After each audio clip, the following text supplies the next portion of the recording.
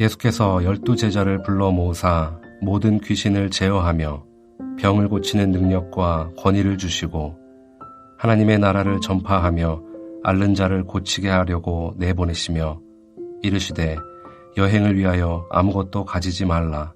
지팡이나 배낭이나 양식이나 돈이나 두벌옷을 가지지 말며 어느 집에 들어가든지 거기서 머물다가 거기서 떠나라.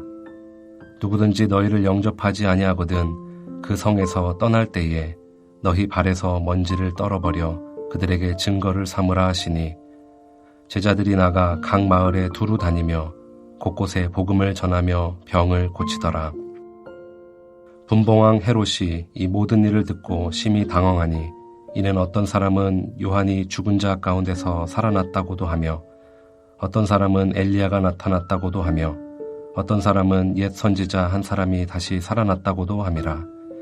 헤롯이 이르되 요한은 내가 목을 베었거늘 이제 이런 일이 들리니 이 사람이 누군가 하며 그를 보고자 하더라.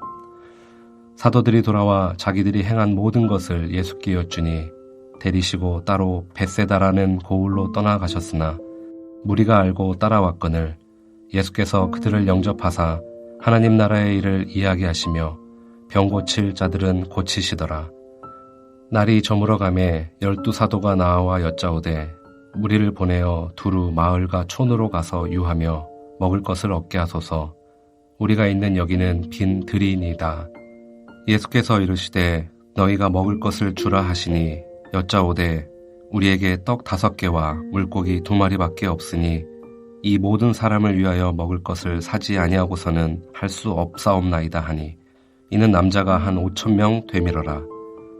제자들에게 이르시되 때를 지어 한 50명씩 앉히라 하시니 제자들이 이렇게 하여 다 앉힌 후 예수께서 떡 5개와 물고기 2마리를 가지사 하늘을 우러러 축사하시고 떼어 제자들에게 주어 무리에게 나누어 주게 하시니 먹고 다 배불렀더라. 그 남은 조각을 12바구니에 거두니라. 여러분은 예수님과 관련해서 자기 자신을 어떤 자로 표현하기를 좋아하십니까? 그리스도인, 신자, 성도, 하나님의 자녀, 주의 종, 주님의 제자. 이 여러 단어들 중에 어떤 것이 자신의 신분으로 정의를 합니까? 복음서는 예수님을 따르는 자들을 제자들로 표현합니다. 그러나 오늘날 교회 성도들은 이 단어를 별로 좋아하지 않는 것 같습니다. 이 단어는 사도들과 같은 자들에게 한정시키거나 혹은 당시에 예수님을 따르던 무리들에게만 제한시켜 놓고 있기 때문입니다. 그러나 제자라는 말은 예수님과 가장 밀접한 관계를 보여줍니다. 예수님에게 제자는 자기의 분신으로 여기시기 때문입니다. 오늘 본문 1절에서 6절을 보면 예수님은 12제자들을 부르셔서 모든 귀신을 제어하며 병을 고치는 능력과 권위를 주시고 하나님 나라를 전파하며 앓는 자를 고치게 하려고 이스라엘 각 성과 촌으로 파송합니다. 소위 전도 여행을 하면서 여행에 꼭 필요한 것 외에는 아무것도 가지지 말라라고 말씀합니다. 필요한 것은 하나님이 모두 공급해 주신다는 것입니다. 보내신 자를 전심으로 신뢰하고 의존할 때 그 모든 필요를 채워주시는 것입니다. 이에 제자들은 여러 마을을 다니며 하나님 나라의 복음을 선포하고 병 고치는 일을 하였습니다. 예수님이 제자들에게 맡기는 일을 보면 지금까지 예수님이 하고 계시는 사역입니다. 이 사역을 예수님은 제자들을 통해 하고 계십니다. 그러므로 제자는 어떤 자입니까? 예수님의 일을 하는 자입니다. 그래서 예수님은 제자들에게 무엇을 주십니까? 이 일을 감당할 수 있도록 자신의 능력과 권세를 그들에게 줍니다. 예수님을 대신해서 하기 때문입니다.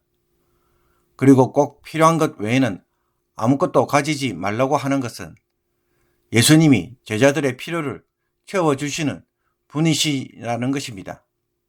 한마디로 제자는 예수님의 대행자입니다. 사도행전을 보면 더더욱 분명해서 성천하신 예수님이 성령으로 강림하셔서 이제는 제자들을 통해 하나님 나라 사역을 계속 진행시키고 있습니다. 그러므로 성도가 예수님의 제자로 자기를 이해한다는 것은 무엇을 의미합니까? 자신의 삶을 예수 그리스도의 대행자로 살겠다는 것입니다.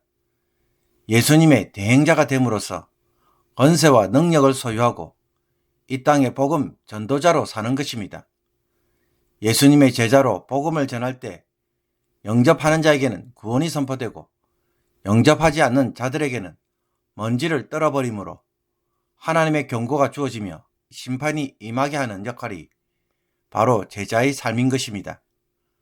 우리가 어디에서 무슨 일을 하든지 간에 제자의 기본적인 삶은 바로 이 예수님의 사역을 감당하는 것입니다. 그래서 예수님이 이루시고자 했던 하나님 나라를 이 땅에 세우는 것이 제자의 사명인 것입니다. 나의 가정이나 직장 혹은 사회나 나라에서 예수님의 사역처럼 하나님 나라가 임하려면 내가 먼저 주님의 제자로서 주님을 따라다니며 순종해야 합니다. 그런 후에 내 주변 사람들도 예수님의 제자로 만들어서 함께 순종함으로 하나님 나라의 가치와 질서를 따라가는 새로운 삶이 펼쳐지는 것입니다. 물론 현실적으로 보면 이 일은 결코 쉬운 일이 아닙니다. 그러나 예수님의 비유처럼 하나님 나라는 누룩처럼 또 겨자씨처럼 서서히 퍼져나가고 처음에는 작지만 나중에는 큰 무성한 나무처럼 되어갑니다. 우리는 그 중에 한 부분을 감당하는 자들인 것입니다. 그러므로 제자로 부르신 것에 대하여 예수님의 음성에 귀를 기울이는 하루가 되기를 원합니다. 성도가 주님의 제자가 되는 것만큼 영광스러운 일은 없습니다. 예수님의 분신으로 이 세상을 살아가기 때문입니다. 예수님의 사역의 대응자가 되어서 예수님과 같은 능력과 권세를 누리는 것만큼 최고의 영광이 어디에 있습니까? 그냥 공무원으로 일하고 있는데 어떻게 하다 보니 대통령 권한 대행이 되었습니다. 여러분, 이것이 영광스러울까요? 안 영광스러울까요? 분명 가문의 영광이 될 것입니다. 예수님의 사역이 12 제자들을 통해 여러 말로 확장되고 놀라운 일들이 일어나자 갈릴리와 베레아의 지역에 분봉왕이었던 헤롯 안디바스는 이 모든 일을 듣고는 심히 당황해합니다. 어떤 사람들은 죽은 요한이 살아났다고 말하기도 하고 혹은 엘리야가 나타났다거나 혹은 옛 선지자 중 한 사람이 살아났다고 하는 소문이 퍼져나가고 있었기 때문입니다. 헤롯은 소문의 당사자인 이 예수님을 만나고 싶어 합니다. 제자들이 행한 일들이 곧 예수님이 하신 일로 여기고 있는 것입니다. 10절에서 17절까지는 빈들에서 예수님이 오병이어로 5,000명을 먹이신 기적 사건입니다. 자신들이 행한 모든 것을 예수님에게 보고하자 마가에 따르면 예수님은 사역에 피곤했을 제자들을 위해 따로 한적한 곳에 가서 잠깐 쉬어라고 하셨습니다. 그런 후에 벳사다로 이동하시는 중에 예수님은 무리를 만나 그들을 환영하면서 하나님 나라의 일과 병자들을 고치시는 일을 합니다. 제자들에게 맡겼던 일을 예수님도 그대로 하고 계시는 것입니다. 예수님이 이처럼 가르치시다 보니 어느새 날이 저물자 12 사도들은 예수님에게 무리를 보내어 두루 마을과 촌으로 가서 유하며 먹을 것을 얻게 하소서. 우리가 있는 여기는 빈들이니이다 라고 제안합니다.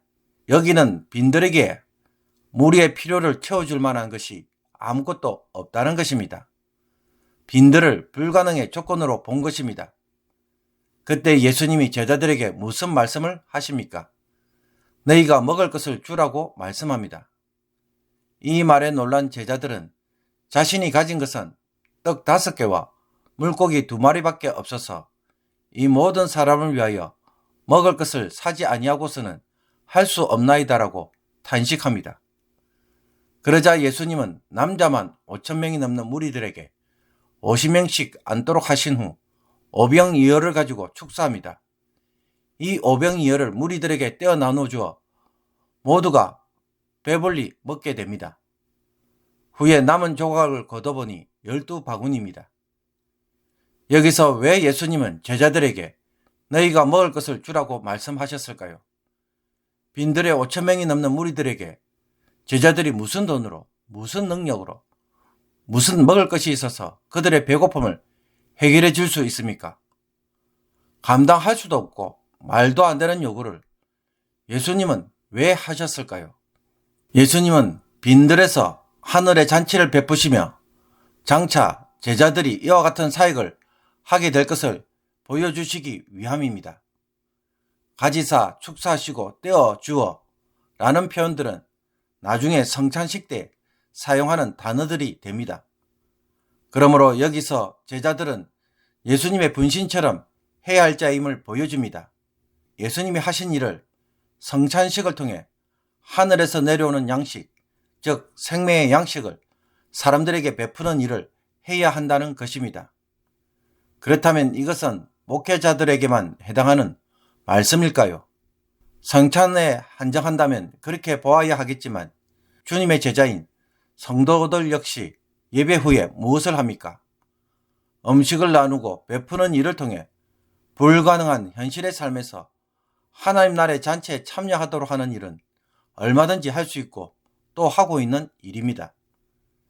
제자들은 전도 여행 중에 모든 필요를 채우시는 하나님의 공급을 충분히 경험하였습니다.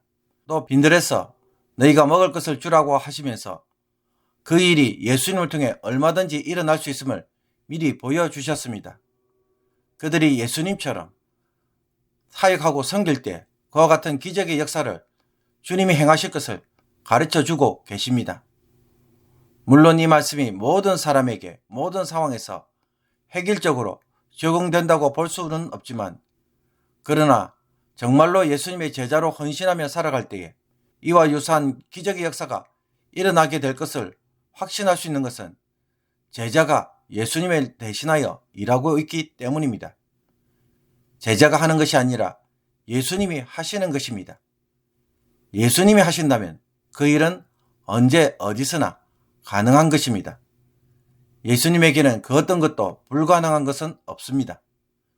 그러므로 제자의 입장에서 보면 빈들은 불가능한 현실이고 아무것도 할 수 없는 무기력과 무능력한 장소이지만 예수님의 입장에서 보면 얼마든지 무리의 배고픔을 해결하실 수 있는 장소입니다.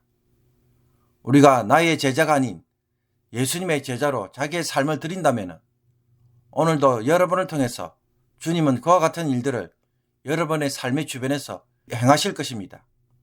그와 같은 일을 하는 제자, 그와 같은 일을 꿈꾸는 제자가 되기를 간절히 소망하며 그와 같은 자가 되기를 주님의 이름으로 축복합니다. 기도드리겠습니다. 우리를 주님의 제자로 부르심으로 주님의 대행자로 분신으로 삼아주신 것을 저희들이 이제는 기쁨으로 여기고 감당하고자 하는 열정을 주옵소서. 해야 할 의무와 임무로 힘들지만 주님의 능력과 권세를 부여받고 주님의 사역을 행하는 것에 영광을 누리게 하옵소서. 세상에서 나 자신의 제자로 살다가 끝을 맺는 인생이 아니라 주님의 제자로 살아감으로 예수님처럼 주의 보좌 우편에 앉는 영광을 반드시 누리게 하옵소서.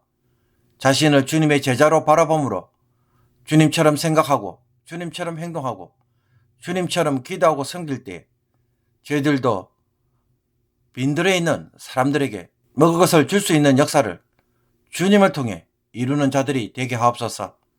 이 일을 오늘 제자로 순종함으로 행하는 놀라운 하루가 되게 하옵소서. 예수 그리스도의 이름으로 기도합나이다. 아멘.